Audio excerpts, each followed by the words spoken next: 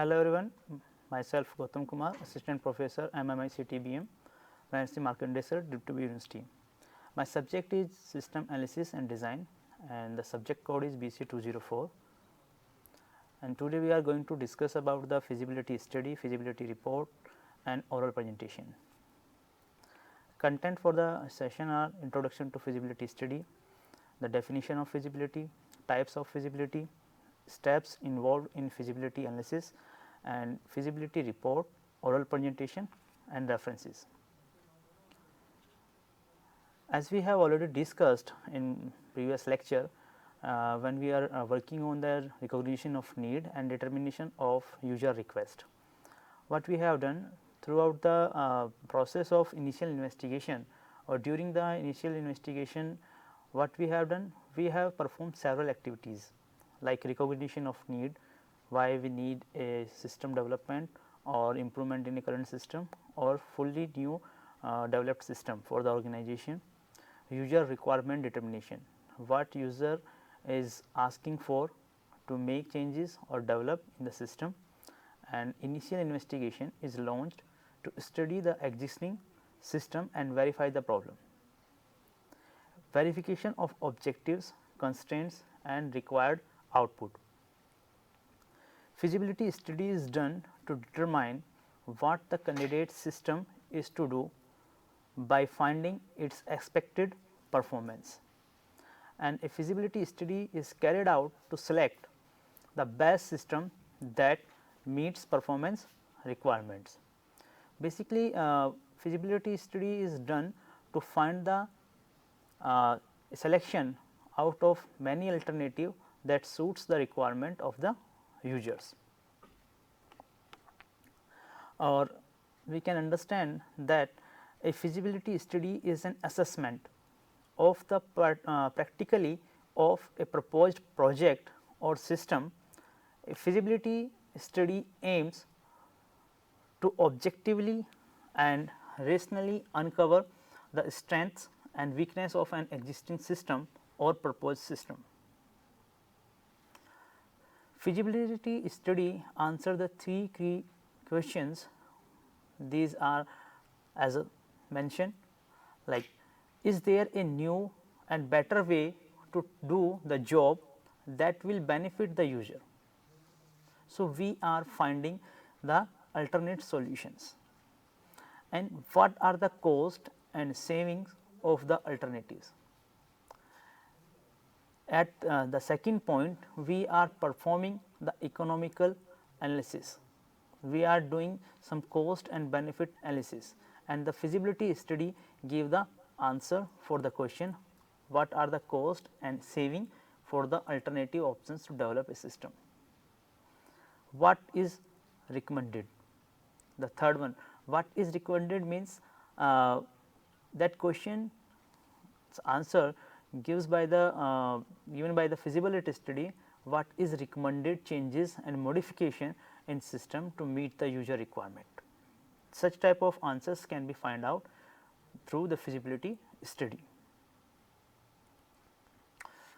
As you are seeing a diagram on the screen, there are some ways to choose an alternative for the development that suits the user requirement.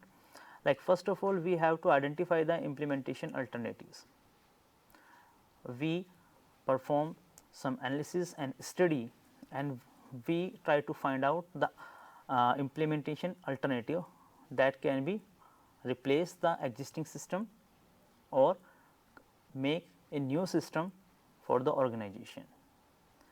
After identifying the implementation alternative, we go for the determining the economic feasibility. How it will be economical? Is it possible that we invest the minimum and get the maximum functionality for the organization or optimal functionality for the organization? Once we done the economic feasibility and the alternative is economically feasible, after that we will move to the technical feasibility. In technical feasibility, we determine does the current technology or by using the current technology we can develop a system economically for problem solution. On the other way, what we are doing, we are determining the operational feasibility. Is it feasible to operationally in the organization, does it will provide the functionality for the operational task in the organization, and identify the risk. What type of risks can be there by changing the system in organization, and on the basis of all these study, we find a alternative, or we choose the alternative that is optimal as per the user requirement and problem definition. Feasibility study can be done on three bases. Majorly feasibility study is done on the basis of economic, technical feasibility and behavioral feasibility. When we are talking about the economic feasibility, it means we are analyzing about the cost and benefits, and technical feasibility related to the application in the market and technologies, how the system can be developed by using the currently available or existing technology, and behavioral feasibility is related to the analysis or psychological analysis of the users who will interact by the system after post implementation. Sometimes user does not want any changes in their working style. So, sometimes users are insecure and they have some doubts before adopting the system. So, all the related analysis is done through the behavioral feasibility to find out how systems are accepting that change in the organization. What we do in the physical in the feasibility or feasible study of the economic point of view, also known as the benefit analysis. Economic feasibility is also known as cost benefit analysis, and it is done to determine the benefits and savings that are expected from a candidate system and compare them with costs. Candidate system is the system which we are going to develop or modify on the user requirement. If benefits outweigh costs, then the design is made to design and implement the decision is made to design and implement the system. If we find out or we have done the cost benefit analysis and it is positive, after that we have to make some decisions and plans to design and implement the system. Technical feasibility, it checks whether the existing computer system supports the candidate system or not, or up to what extent it supports. We are studying about the system performance technically, how the system is handling the user requirements. It basically centers around the hardware and software etc. Total IT infrastructure related feasibility study is done in the technical feasibility. We study about the softwares available, we study about the hardwares available, and on the basis of their capability and compatibility we decide or identify the system is feasible technically or not. For example, we can take an example of the current computer system that is operating on 77% capacity and running another application can overload the system. So, need a new system. Sometimes in organization we have new softwares, and to run that softwares in the organization computer needs the upgradation. Then that upgradation can be related to the random access memory, their CPU, and sometimes if we are taking an example, someone is working with the graphics, at that time we need the graphics card also. So, on the basis of these requirement related to the hardware and software, all study comes under the technical feasibility. If currently system is not capable technologically to handle the new changes, at that time we require the upgradation, and for making the upgradation we study all the problems under the technical feasibility study. Behavioral feasibility. An estimate should be made of how strong a reaction the user staff is likely to have towards the development of a computerized system. Human feels sometime if the process is going to be computerized, that will lose them in term of their jobs, because a computer is more efficient than people's and it can perform the jobs fastly, and if we are making a process computerized, then less human resources will be used. So, when some organization are going to upgrade their system and to make them organized or computerized, peoples are not going to accept it, because they have some insecurity due to their job status, due to lack of training, due to lack of knowledge related to that information system. It is common knowledge that computer installation have something to do with turnover, transfers and change employee job status. So, easily employees of an organization are not going to adopt that changes, and to which degree it affect the user's psychological or behavioral pattern, it is the study that comes under behavioral feasible study. For example, the banking system.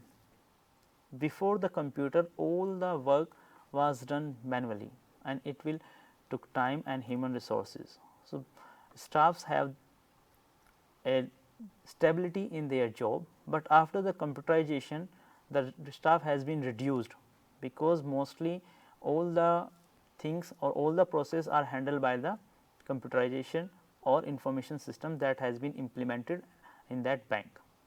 So, in starting people are not adopting the changes, at that time the organization face some issues, and it is the human behavior, it hardly accept the changes in their environment or nearby surrounded area of working place or any place. So, study about that challenges, psychological challenges which the users or end users will face, that will be studied for the behavioral feasibility. There are some steps that are involved in feasibility analysis. For following the feasibility analysis, we perform some steps, and that are as: form a project team and appoint a project leader. First of all, we have to make a team to work on the project which we have been proposed and which we have studied through the feasible studies, and appoint a project leader who will be responsible for the communication between the developer and the users or the person who is wanting that system. Prepare system flow charts, that is the blueprints how system will work, and after getting the team formed and leader appointment, the second step is to preparing the system flow charts. Flow charts are the pictorial representation of that system, how the system will work for reach the or to touch the user requirement. Enumerate potential candidate system. Describe and identify characteristics of candidate system. So, what will that candidate system will work, and what are the new things and functionality that will be described. Determine and evaluate the performance and cost effectiveness of the each candidate system, that will be done through the economical feasibility or CBA, the cost benefit analysis. Weight system performance and cost data. and select the best candidate system. If we have some alternative to solve the user problem, we have to choose the best suitable alternative or solution that can be chosen through the performing some feasibility study on the basis of technology, behavior and cost or economic. Prepare and report the final project directives to the management, and finally we prepare a proposal report for the system development, and that will be shared with the management of the organization. After performing all the feasibility study, we perform or we make a feasibility report. The culmination of the feasibility study is a feasibility report that is directed to the management. After performing all the study on the basis of cost, technology and behavior, the analyst will make a feasibility report. It is a document that is shared with the management to take the actions for implementation or development of the system. In feasibility report, we evaluate the impact of the proposed change. If user is asking or requesting some needs, after recognition of that needs, how it will change or impact or affect the system functionality that is currently working in the organization. All that changes will be find out. It is a formal documentation for the management. It is brief and sufficiently non-technical to be understandable. When we are creating a feasibility report, that should be understandable to each level of the education, because all the organization have not executives who are tech savvy and have the technological knowledge about the information system. So, it should be easy, formal and understandable by the executives. Feasibility report provides the basis for system design, because once we have the feasibility report, we can plan for developing or implementing a system. So, it is the base for system design. For creating a feasibility report, there is no standard format. However, most reports begin with a summary of findings which we have get through the feasibility study and recommendation. On the basis of that study or results, we have some recommendation how to implement or how to design that system. The feasibility reports contains the following section. The first one is the cover letter. Formally presents the report and briefly indicates the nature, general findings and recommendation to be considered.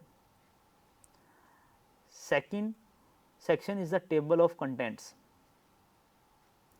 that specifies the location of the various parts of the report. As you have your book, you have the index, as same like we have table of contents for the feasibility report, and from the index of book you can easily find out on which page we have that particular topic, and you can easily refer that page to find the information related to that topic. Same as for the feasibility report, we have the table of contents, and when management wants to refer something, it will help them to refer that section quickly. Overview. Third section in the feasibility report is the overview. It is a narrative explanation of the purpose and scope of the project. What is the proposed system and what is the scope of that project or system. All the details or explanation comes under the overview. Detailed findings. Fourth section is detailed findings that outline the methods used in present system. So, all the functionality or all the working way or operational process which are in currently or present system are outlined by the detailed finding in feasibility reports. Fifth section is economic justification. In economic justification, in feasibility reports that provide the point by point cost comparisons and preliminary cost estimation. A return of investment ROI analysis is also included in economic justification. The sixth section in feasibility report is the recommendation and conclusion, that consists the suggestion to the management about most beneficial and cost effective system. Following the recommendation, any conclusion from the feasibility study may be included in recommendation and conclusion section of the feasibility report. Seventh section for the feasibility report is the appendices, and that have all the memos and data compiled during the investigation. They are placed at the end of the report for the references. Sometimes we have to present our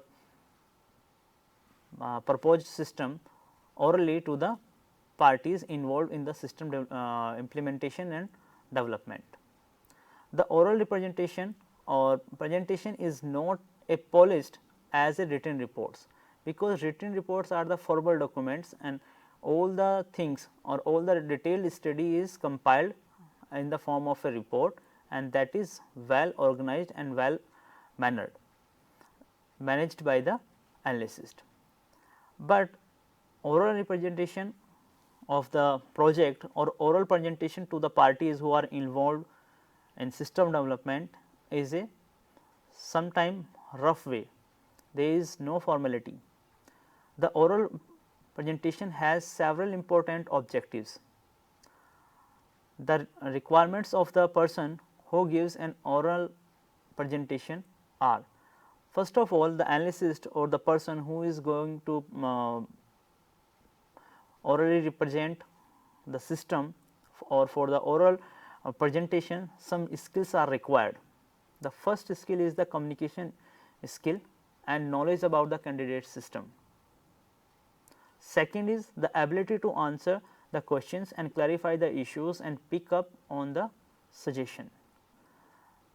So, before going to oral representation, the person must work on the knowledge about the candidate system, and during the oral presentation, if there are some questions from the party or if there are some issues, that should be clarified, and if some suggestions are produced or written by the listeners, that should be pick up for the better implementation of or better design of that system.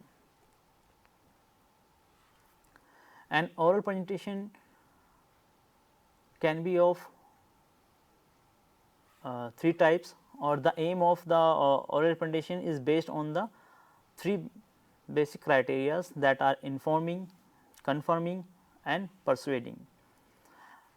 In informing, it means the decision already reached on system recommendation and resulting action plans to those who will participate in implementation. No detailed findings or conclusions are included.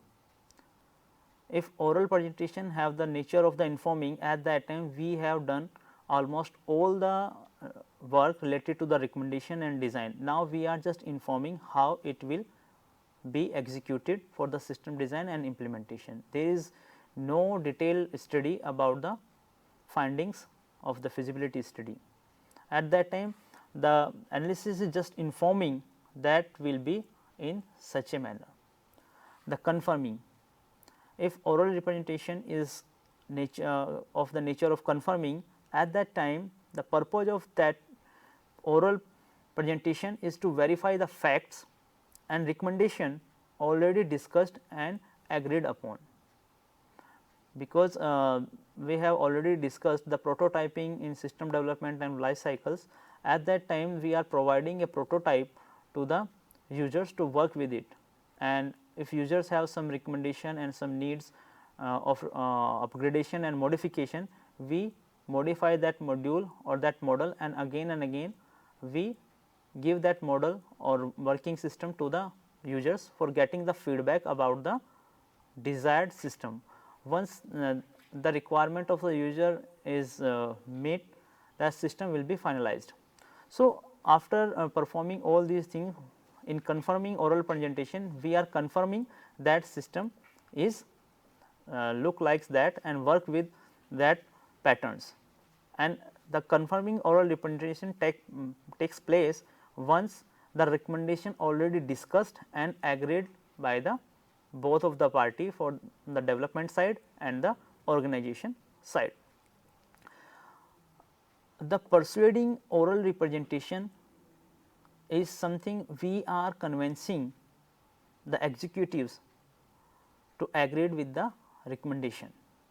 This is a presentation pitched towards the selling ideas, attempts to convince the executives or higher authorities to take actions on recommendation for implementing a candidate system. There are some points which we have to keep in our mind during preparing a oral presentation, or when we are going to organize a oral presentation, we should check all the requirements and follow these points. First of all, rehearse and test your ideas before the presentation. When you are going to oral representation, firstly rehearse and test your ideas. That shows you are in command and relaxed. It will give you the confidence when you are having the rehearsal and check the idea facts before oral representation in front of the involved parties. Final recommendations are more easily accepted if they are presented as ideas for discussion, even though them seems to be settled and final. So, we have to present our recommendation as idea that can be beneficial for the organization. If we have some recommendation, we have to present that recommendation as an innovative idea. Third point is the presentation should be brief, factual and interesting. All the points which have been included or which you are going to discuss in the oral representation should be based on the facts and should be interesting for the involved parties. During the oral presentation, distribute the relevant material to the users and other parties for their references. The use of visual aid are effective, like graphs and charts, and if they are simple and meaningful or imaginative, use them, because if you are telling something orally or you are presenting in front of parties and you have some visual aids, you are presenting them some graphs, bars, pie charts that make the ideas which you are discussing with the parties understandable. The sixth point is most important: when you are presenting orally the feasibility study, or you are go through the oral presentation, always keep in mind for the appropriate physical environment where the sitting pattern and visual aid technology and refreshments are available for the parties, which are included in system development and implementation.